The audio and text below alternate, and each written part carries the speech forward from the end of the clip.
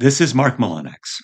Welcome back to Power for the Peaceful, a podcast and class on Taoism. Today, verse 36, mating your compliments.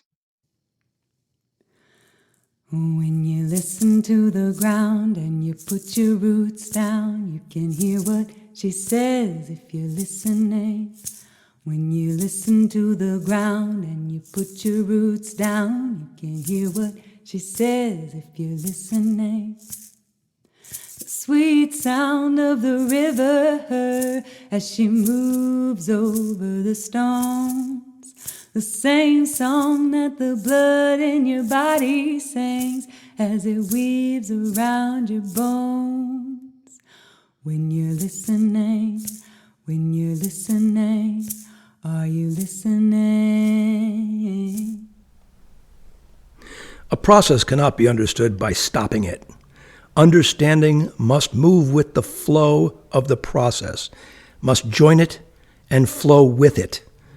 Frank Herbert. I'm excited to be with you today. Our reader today is Teva Davis, who describes himself this way. My name is Tebby Davis. I live in Asheville, North Carolina. I'm a local tour guide, artist, poet, and man about town. I think you'll enjoy his strong voice. Today's verse 36 is one of those strange ones that leaves us head scratching at times. But there is this important teaching about the necessity of our complements, that is, the mating of those parts of ourselves that seem contradictory, like growing and dying at the same time, which most of us are doing right now, or feeling our strength and vulnerabilities at the same time. The key here is awareness of the apparent contradictions at the same time. In our awareness and in our intentional mating or joining of these apparent contradictions lies our secret superpower. So here's verse 36. Take it away, Tebby. Verse 36. First things first. To expand, first shrink. To strengthen, no weakness. To promote, understand rejection. To be endowed, no deprivation. Subtle enlightenment is this.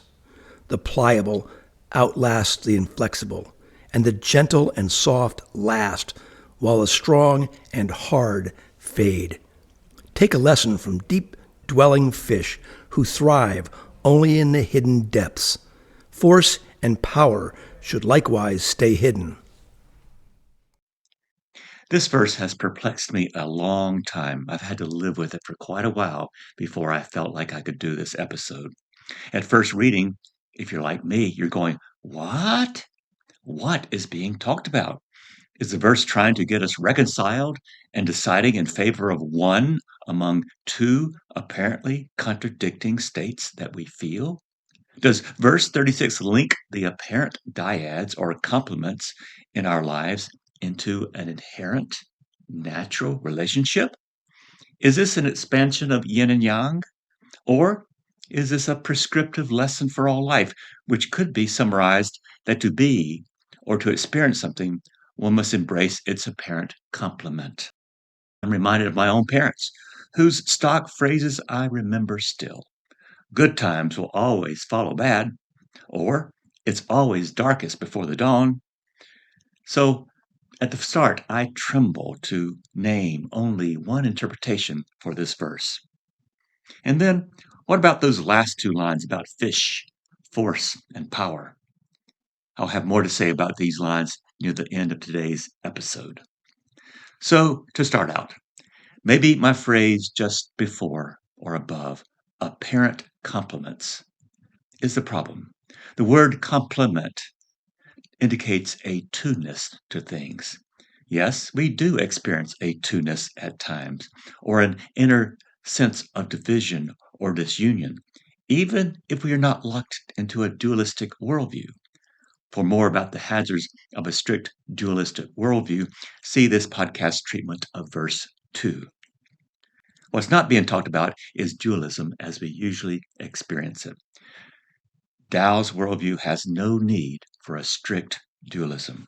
a worldview in which one of the complements is prior, either in time or prior in desirability. That is, in a strict dualism, one side of the dyad is obviously better than its complementing mate. But which is prior, folks? Breathing in or breathing out? Heads or tails? Or beginning a journey of 1,000 miles? Or finishing that journey? Which is better or prior? With either or dualism, you see, you're locked in. Without the dualistic mindset prison, you're part of an open process. So this episode carries the name Mating Your Complements, marrying your apparently divided selves. Yes, there can be a two-ness to things. Like on the first cool day of autumn, an outside temperature of 45 degrees Fahrenheit or 7 degrees Celsius seems really cold. However, in the springtime, that first day of 45 degrees Fahrenheit seems welcome and warm. Same temperature, different feelings. Flip a coin 100 times and you're likely to get a rough equality of heads and tails. Same coin, different sides. Where's the priority? When does the feeling of pushing become the feeling of pulling? When does breathing out become breathing in? Can't do both at the same time, nor just one forever, like forever having an in breath. Otherwise, your breathing days are quite over. So I'm concluding now, at least for now, that these dyads are to be understood as expansive examples of yin and yang. One day has both darkness and light, which imperceptibly merges into each other. I mean, when does a sunset begin? When does it end? I can be considered, even at my age, young or old. I experience aches and pains of an older person, yet I feel like a teenager most of the time. But to get to this age, however, I've had to let go of and let die many things and people. And yet these things and people are hardly dead to me, but fully alive in my memory. I can be at the same time with and without, energetic and at rest, grasping yet freeing. These are hardly contradictions, but energies, forces, or states we all have and share. In every yin, there's a yang. In every yang, there's a yin. It's all part of one process, a single process without the artificial points we have described, like up or down, inside or outside, etc. It's a process that includes all these characteristics on a continuum. When you're listening, when you're listening, are you listening? When you're listening, when you're listening, are you listening? Nothing is ever complete in itself, never finished. When does a teenager become an adult? Is there a point, a time? When does a psychic stage called adulthood even begin? All we need is just that awareness of what is happening now, and that what is happening at the moment is both partial and enough. That's what this verse is saying. We're in a process, folks. No one is the same as they were 20 years ago, and yet seeds of what we were 20 years ago remain in us as energies, however latent or blatant. So here's my own, updating of this verse with perhaps some more practical applications for us today. See the pairs in each of my short sentences to come as points on a spectrum, but points never isolated or alone. Points that, like the yin yang symbol, contain parts of the entire in each part. Indeed, there are no parts per se, but a flowing, interactive, and interpenetrating whole. To talk about parts is itself a linguistic mistake. So here's my update. To show up, one is first absent. To be energetic, One is first at rest. To stand, practice sitting. But at what point does one's lap appear or fade? To breathe in, kindly breathe out. To learn, and I mean really to learn, know what it's like to unlearn. To achieve something, know what doing nothing is all about. To grasp, free up. To lock down, open up. Decay is a good way to know growth. Death is essential for being alive. Health is a good incentive to heal from wounds. Apathy is to love, as lacking is to enough. Perplexity pairs with clarity. Potential mates with reach. Leading suggests following, like clarity relates to confusion. New and old pair like within and beyond, or within and without. Trust and mistrust, reverence and scorn, just two sides of one coin. The lesser is breathing out, the greater is only breathing in. Who's to say which is better? Better is it to join, marry, and mate than to divide, vanquish, and destroy that which has made you, you. This is radical stuff. Radical is Tao, and radical means root. Tao is at the root of all things, roots that can produce both dark and light flowers, big and small plants together, the lesser and the greater. Tao is the root that produces all the 10,000 things, things that are not to be classified as good or ill, as beginnings or endings, or as mature or immature. They are just things, part of a swirling flow of energies and lives. Tao is therefore radical in our highly divisive, dualistic age. Tao teaches us to consider all things, all energies, all things we may consider lesser or greater, all peoples, all life as equally important. The sparrow has as much voice as the politician. A young voice is equal to an older voice. No higher, no lower. No better, no worse. Just a spectrum that is not the same if just one particle is forgotten, omitted, or dismissed.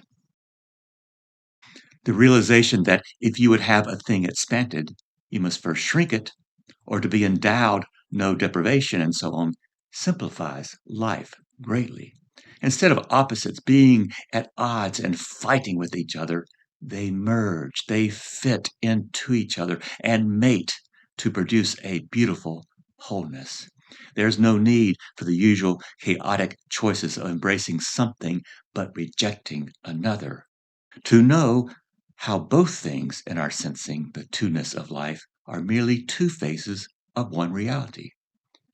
This is a softener to the fabric of life.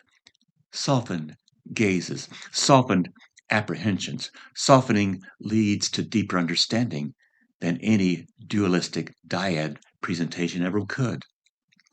As we slow down in our softening, many things become easier.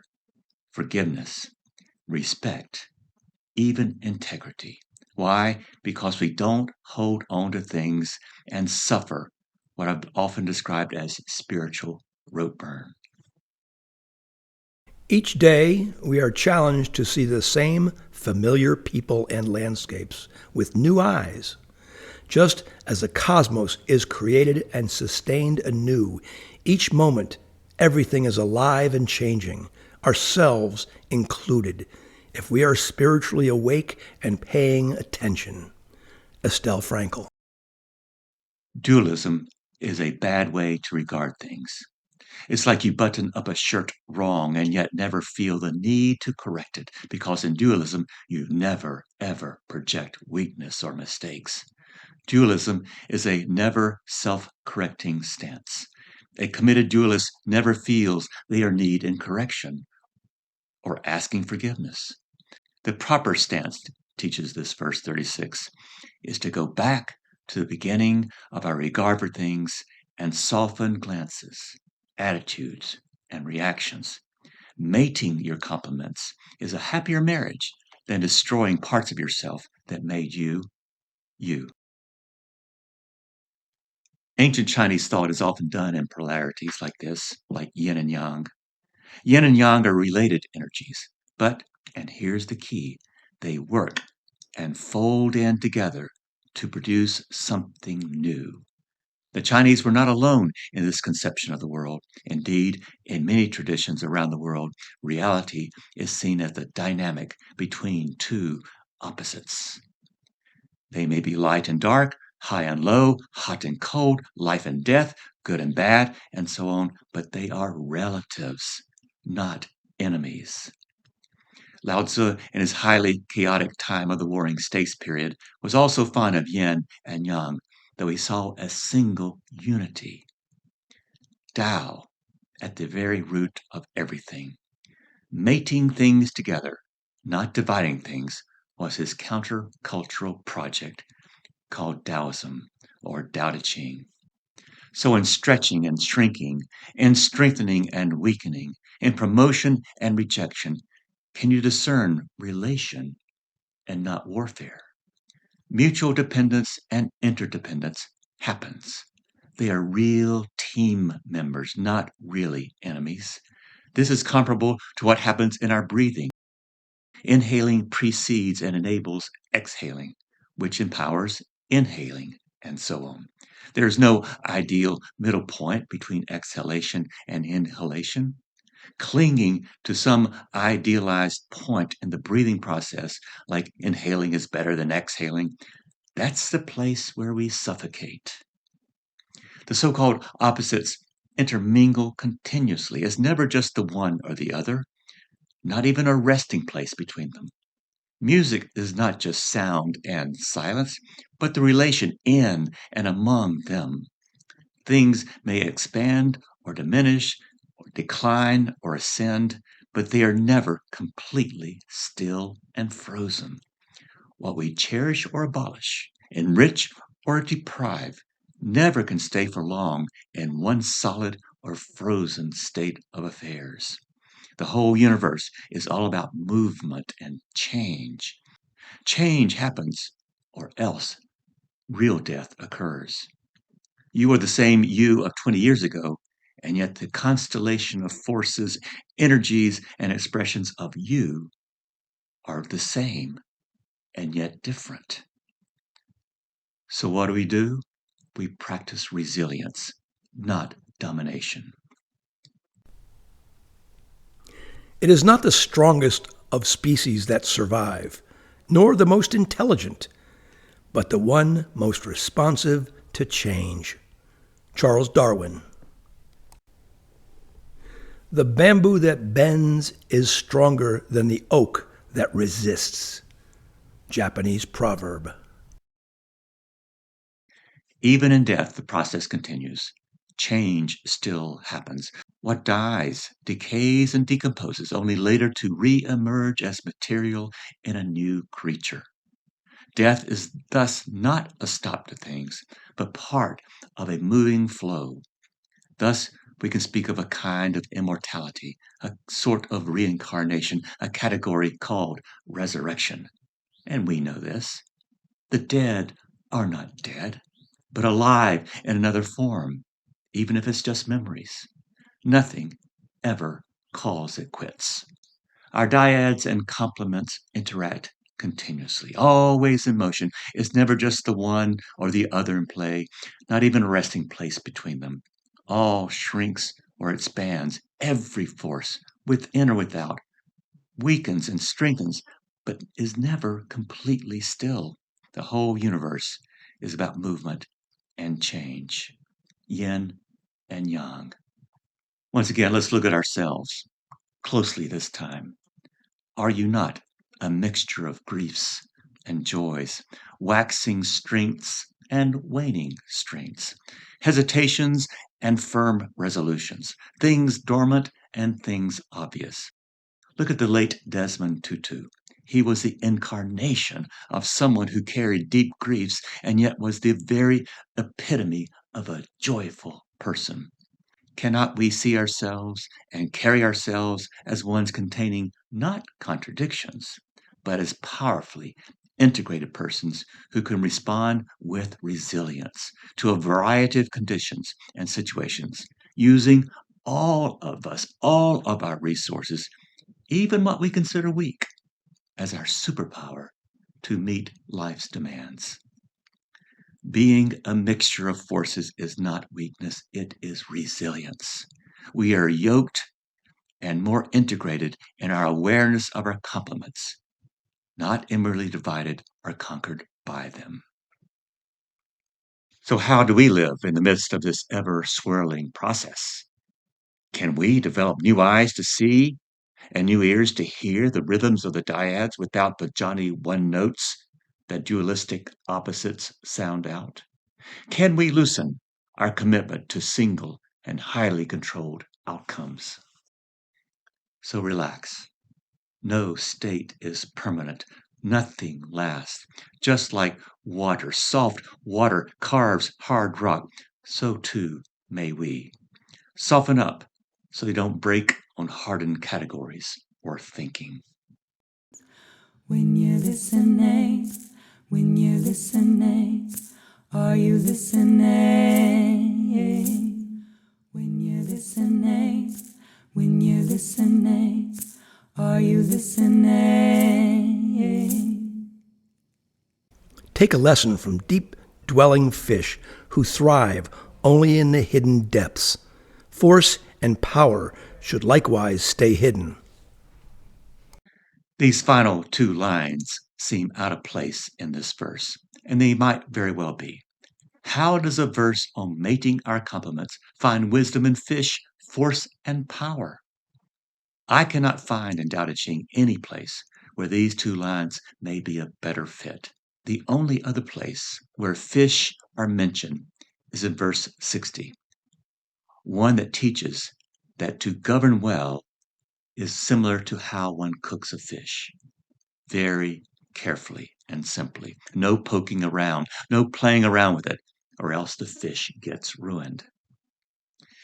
So, a reminder, the 81 verses of Tao Te Ching are but a later and sometimes arbitrary dividing of a single unnumbered text, much like the Bible originally contained only books but were not divided into chapters and verses. Someone else did that. Someone else added the verse divisions in Tao Te Ching as well. The original Tao Te Ching text had no divisions, no individual verses. Perhaps in the division of this text into verses, some lines may have been misplaced or grouped in ways that Lao Tzu did not intend.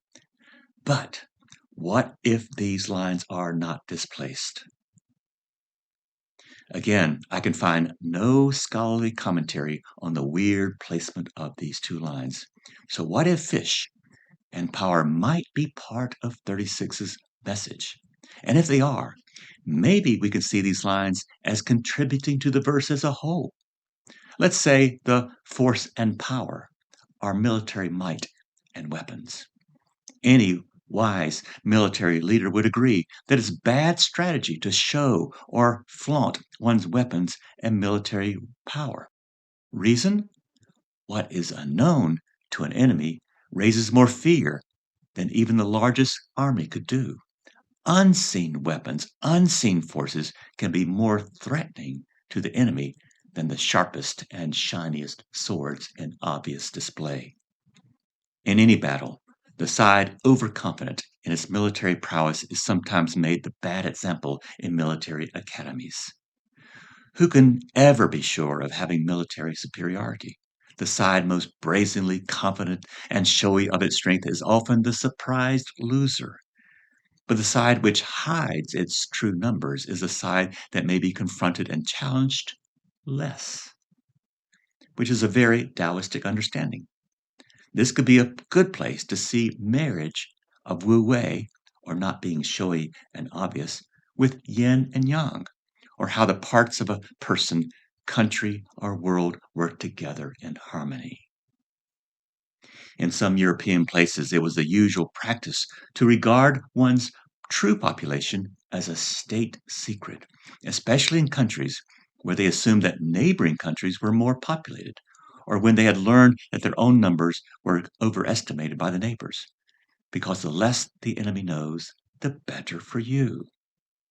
So these last two lines can be part of this verse if we consider that our hidden parts can be rather powerful as long as they remain hidden. Show your cards too soon and you're bankrupt in poker. So do not overreach. Desire, excess, and being all showy about things lead to their very opposite states, the very opposite of what one may truly need to be, and thus the very opposite of resilience. And that opposite is only hardened categories, closed minds, hardened hearts. Thus ends our class today. Your homework is to begin this process, or to begin again your inventory of your attributes. See each of your attributes as a strength, a power for peace when mated to what you regard as your deficits. When united within, you are a power for peace wherever you are. And now, let's talk about Tebby's question. Okay, Tebby, thanks for being here today. I appreciate your reading for us. Now, have you a question for us? Yeah, I think I do. It's a question that I've had my whole life. And it comes down to the oneness that the Tao preaches and how we exist in this world where there's obviously some separation between what is me and what is you and where the two intersect. I have a belief there is no other. How does this verse explain that to me with the different sides of soft and hard and light and dark and all the rest of this particular verse? Yeah, the verse speaks about these apparent polar opposites. But, and we in our initial dualistic reading of this, we in the West, because most of us are basically dualist. In our dualist understanding in the West, we want to make these as opposites and not complements. And so when we're dualists, we say one thing is good, and by the way, I'm it. And other things are bad, and by the way, that's someone else. And we never get to the point as a dualist to recognize that we contain, as Walt Whitman said, we contain multitudes. We have all these things going on in us, these energies swirling around with us. And, if I'm a dualist and I recognize all these energies, I would say that I'm a walking contradiction. But no, these are all powers, energies, flows, forces within me or within the world that are actually yin-yang working together. They are handshaking. And your handshake, as you should show me, could form a kind of yin-yang symbol itself. So the idea here is that there are no enemies. No. There's no enemies. There's no sense that you're one thing and I'm another, and I'm heterosexual and you're not, and it's a spectrum. It's just a spectrum. It could also be there's like a coin. You have a quarter. You flip it heads or tails. Yeah. Guess what?